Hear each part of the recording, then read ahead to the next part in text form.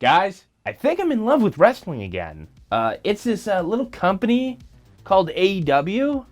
Kind of reminds me of my first love of wrestling. World Championship something. Yeah. Every time I tune into AEW, I think, oh yeah, wrestling can be pretty freaking cool. I'm pretty smitten with AEW. You know, it's nice when a company says, hey, those wrestlers you're watching, every single one of them is cool. They don't go out of their way to bury a character. You don't feel like the jobbers are super jobbers. Turns the tables on the AEW World Champion. Even the lowest card guys on AEW still win matches against real jobbers on Dark. And Dark even reminds me of WCW Saturday Night. You get that little graphic that says, later in the hour, Lex Luger's in action. And next, Hacksaw Jim Duggan. And then they face a guy like The Gambler. Or, Jumpin' Joey Maggs. This way, even the lower card guys have respectable win-loss records. And I love the win-loss record thing. I even love the video packages that are basically saying, hey, all our tag teams are great. Our goal is to give you fans the best tag team division in the world. And then you have these people that, when they started, weren't quite connecting. Do you remember Adam Page about a year ago? Just kind of floundering. Now, cowboy shit. What about face Britt Baker? Or you have the Dark Order, where when they first debuted, you just sort of said, whatever. You'll never die, Order! You'll never doubt us again! And now, actual backstory. First off, I wanted to say thank you. Thank you for coming here and visiting me. I really, really appreciate your time. Legit stable. It's crazy, right? Something that's not quite working, you just tweak a little instead of, I don't know, burying it on a show that only Europeans can watch. Or just making them mute and sad. And even in that sadness are able to get over a cup. Red Solo Cup, I fill you up, let's have a party. So I'm thinking, since they did a match in a stadium, they've done matches on a cruise, why not do a Halloween special? I have an idea that I want to send out to the universe, into the vessel of Matt Hardy. Well, let's see how your vessel likes this. And what would be the theme? Well, picture this. You tune into Dynamite. It's Halloween time and you're in the mood for a good spooky treat. And we're not at an arena anymore. We're at the house on Haunted Hardy's compound. A parody of a house on Haunted Hill. It will take place here at the Hardy compound. Because these events must be documented. And there'd be no better time for Vanguard 1 to be resurrected. We'd have an old school operating table. Reby would look like the Bride of Frankenstein. And Matt Hardy would look like, obviously, Frankenstein. And Vanguard would be resurrected like Frankenstein's monster. And I pray to the 7 deities that they shall return you to me, Vanguard. It's alive. Oh, it's alive. It's alive. It's alive. It's alive. It starts with Matt Hardy greeting our competitors. And you're invited to my party in the house on Haunted Hill. I have invited you, as well as the world here today. Matt Hardy will let them know that $100,000 goes to our winner, as well as a shot at the TNT Championship. Of course, if you leave, I shan't be able to pay you anything. And this was agreed to by Tony Khan. And maybe Tony Khan acts like Torgo, and he just wants to please the master. I'm not sure the master would approve. And at the end of the night, he snaps out of it. Like Matt Hardy put him in some sort of temporary trance. Or maybe Senor Benjamin put Tony Khan in a trance. There is no way out of here. It will be dark soon. There is no way out of here. And maybe during this event, MJF is our current champion, so he could spend the whole special complaining about how unfair this is. That he was never consulted to be part of this. and that he doesn't wrestle anywhere besides a sanctioned ring. Not for me. And he also won't lower himself to recreate the movie that Matt Hardy was part of called Pro Wrestlers vs. Zombies. Hey, it's all good, Roddy. Don't be intimidated, man. MJF only competes in a squared circle. Matt Hardy pops up behind him, starts laughing, and says, "We have a squared circle in the backyard."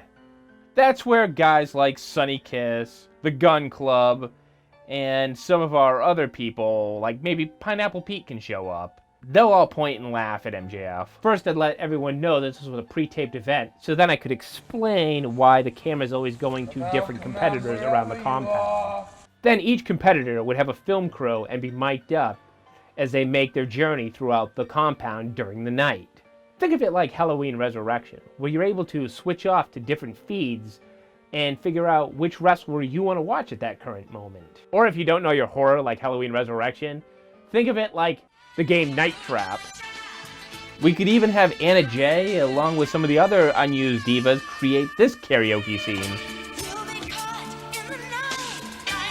So before the wrestlers arrive, I picture a sort of slow walk up to the building where they're greeted by traditional Halloween things like bats and lightning and things just popping up, maybe a chainsaw guy, and finally they're greeted by Vanguard 1, who also is now dressed like a bat. I'd say you put little bat wings on it. Then we could get Proud and Powerful to play up that they're afraid of ghosts. They almost act like Shaggy from Scooby-Doo. And before you say that makes Proud and Powerful look bad, what about that spot where they're afraid to swim? What do you mean you can't swim? Stop being a pendejo! I'm just saying I don't think they'd have any issue with looking silly. We cut to Private Party, who are holding their shot glasses, and they're gonna go to town on some candy. Maybe they could throw candy corn at their fellow wrestlers. Or Britt Baker scolds them because that much candy will ruin your teeth. And you gotta trust her because she's a doctor. They could even get confronted by Excalibur, who asks, "Hey, Private Party, what are you drinking in those shot glasses?" And then that's when you reveal that it's apple cider. I mean, it is Halloween. Marco Stunt will get told by the driver that the event is only for adults. How old are you? 20. Show me some ID. And at that point, the driver's gonna get decked. Sean Spears can have a bet going with a Matt Cardona or a Colt Cabana that this event won't even be remotely scary. $50 for what? Not Canadian, that looks American. Hold on, Sean has 50. He won't even be scared once. That's where Darby Allin will pop in out of nowhere. I'm thinking he falls into frame riding a skateboard, and the skateboard's gonna look like a tombstone. And that's going to scare Sean Spears enough that he's going to have to hand over the money. Which, instead of it going to Matt Cardona, is going to go to Darby Allin. Also, since nobody's actually wrestling per se, you could get old-timers involved. They go to the door, they're greeted by Kevin Sullivan, who says he smells doom in the air. Maybe they have a dungeon in this compound.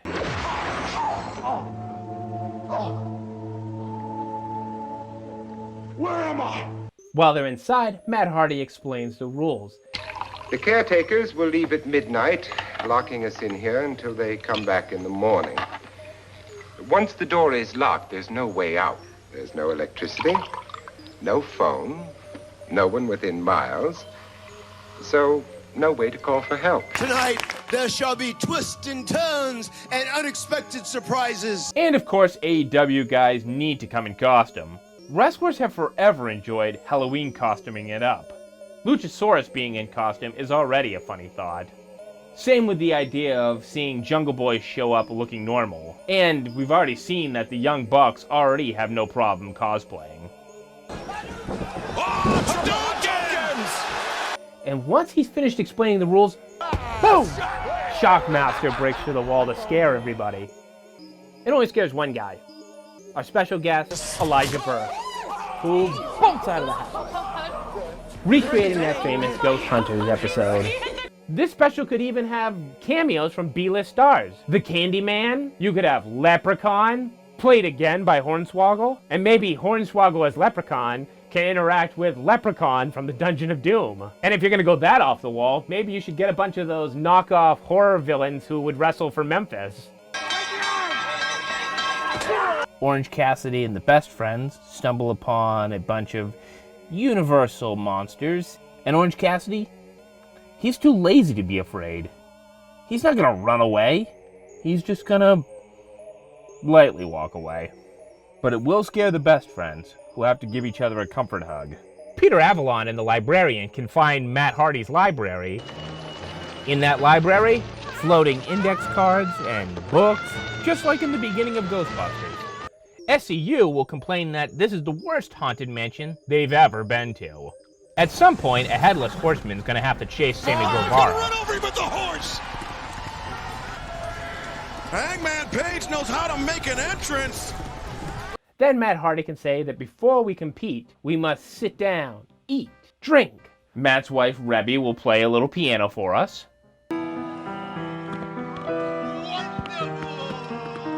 And everyone starts getting out their food. They open up the serving tray, and there's a plate of worms. And who served this? And I'm making pizza. Of course, the boogeyman. We then cut to Sammy Guevara, who's acting all cocky. He's vlogging the event. He's showing off to his followers the decorations and the atmosphere.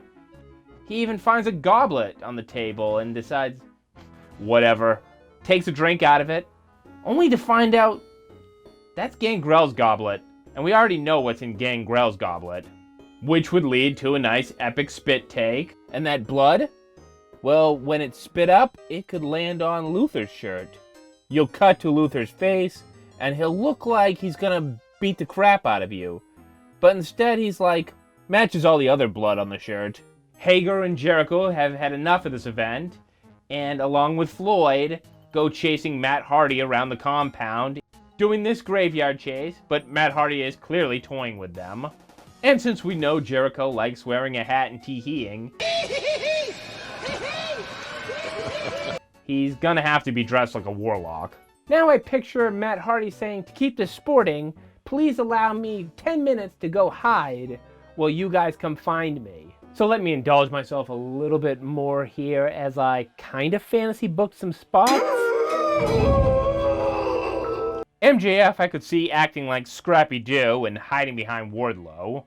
I'm sure you're excited because Wardlow's not here, right? That means you can get your hands on me. Kip Sabian and Penelope Ford will sneak off to make out, but before they can start making out, Giving Kip Sabian a little bit of encouragement there. they hear a noise. Penelope needs Kip to go check it out, and she hypes him up to be a big tough guy. As they go into the room, they spot what just made the noise. Also in that room was Tony Schiavone, and he lets us know that it was the Yeti. Though my Yeti idea might not happen. See, I got my reporter on during the 610 post-Dynamite chat, and I just don't think Tony Schiavone was too into the idea. Can AEW sign the Yeti? I hope the hell not. Dustin Rhodes and QT Marshall, along with Brandy and Allie, if she's still with them, explore Matt Hardy's backyard, where they hear a loud noise coming closer to them. We start seeing druids doing that WWE 2K chanting thing come out of the cornfield. This conquest known as the Corn Maze. Yes, come to us. One of these druids will be Soul Train Jones. He does this gig on the side for that tough money. Tough money, baby. Brody Lee will run into Kevin Sullivan. Kevin Sullivan will have the Dungeon of Doom. Brody Lee will have the Dark Order. And the two groups will collide. Ed Leslie will show up as the Zodiac, and he will continuously get tossed in the Lake of Reincarnation. In the Lake of Reincarnation. I think you can get where I'm going with this. All his gimmicks will show up. Until at the end, he's just left to strut and cut. Since this special will be that far out there, we're also going to need Mordecai to show up. Someone to take over the role as ECW Zombie. Since we know that AEW doesn't seem to have a hang-up about honoring wrestlers from any promotion, from any era, I think this would be the perfect time to get some 90s jobbers involved. And Mortis, he'll run into his mortal enemy, Sub-Zero, Glacier. And that's where we'll see Jake the Snake, who is surprisingly very comfortable in this creepy environment, and along with him is Lance Archer. And Lance Archer is going to destroy every jobber that was invited to this thing. We'll have somebody walk by a sewer grate and see Doink inviting him in it. You should be paying attention. Paying attention to me. I don't care what he says to you, but he's afraid of me. Because when I'm through with him, that red streak will probably turn yellow. Adam Page could be trying to find a bar in the Hardy compound, but while looking for this bar, accidentally stumbles upon Papa Shango. And Papa Shango curses him. And Page, like the Ultimate Warrior once did, will start coughing up that black liquid. And then we'll cut to Joey Janela. He'll be all hyped up, ready to go, ready to do this thing, except it's morning, the special is already over, and nobody sent him an invite. Well, that's my idea. Mixing wrestling with Halloween. To really get you in the spirit, provide a few good laughs and a few good scares. Because you are entitled to one good scare on Halloween. Oh, and of course, we're going to destroy a ton of pumpkins. Send it to Matt Hardy. I think he can get this done. Or if you can't get Matt Hardy, I don't know, Conrad Thompson. He seems to know everybody. Let's make this meme dream a reality. Hey, if you want to hear even more outlandish theories and thoughts, I got a playlist of those. I got a playlist of wrestling. And, you can just subscribe and see everything. Leave a comment on this and any other video, and I'll be sure to reply. Because if you don't subscribe, I'll just be considered... absolute